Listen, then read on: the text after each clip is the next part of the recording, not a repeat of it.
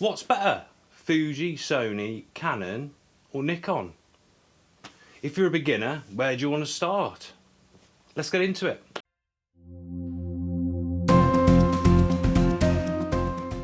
So, what is the best? What camera's got the best colour science?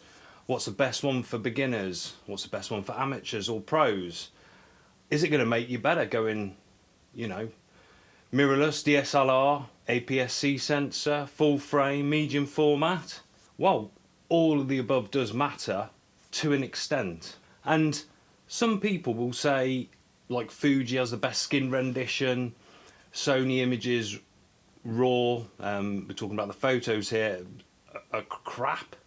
And yeah, the consensus is everyone's got something to moan about. So whether you're what they call a Sony fanboy or a Nikon or a Canon fanboy, it doesn't matter. I've had to deal with many cameras over the years and match the colours, and it doesn't take any time. So colour science really is out the window.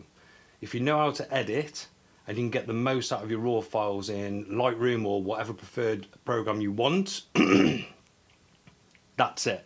It's easy. It can be resolved. The colour science behind all the cameras, and like I said, people say Fuji's got the best skin tones. It's a bit subjective when it actually gets into the sort of editing software. You could be looking at the image going, no, too magenta, too green, too yellow, too orange. Also, you've got to take into account, is your monitor calibrated? There's so many things which are important, but the most important thing is you and learning your craft and developing the skill set.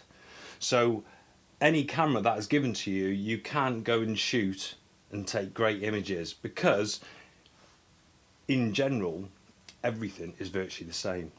They all have shutters, or global shutters now, aperture, ISO, glass, lenses.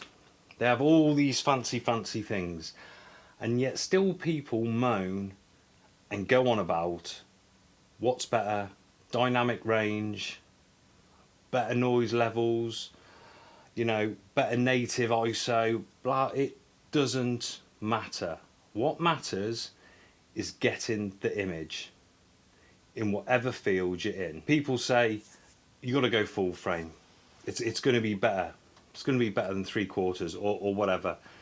And yeah, some respects it will be, but at the end of the day, those people which keep banging on about that and dynamic range, what car do you drive? Because if that was the case, you wouldn't be buying a Focus, would you? You would all be buying Lamborghinis, because that's the engineering feat. That's got everything. That's got the aircon, the 0 to 60 time in 2 seconds, the top speed of 300 miles an hour. You'd all be buying one of those, wouldn't you?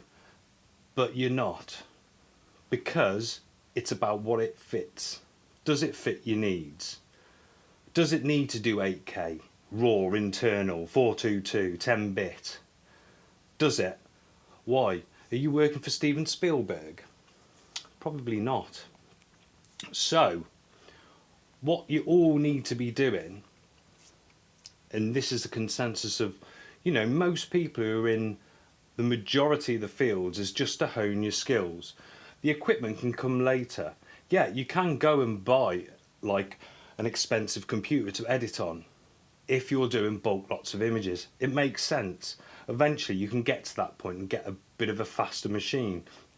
You can get more primes if that suits your needs.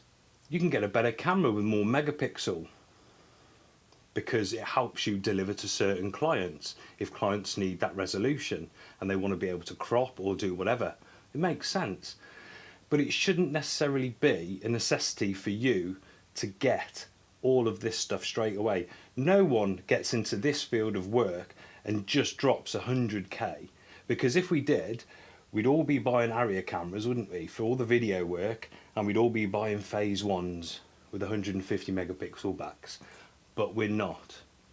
So, rule of thumb is, buy what you can afford and hone your skills around that first.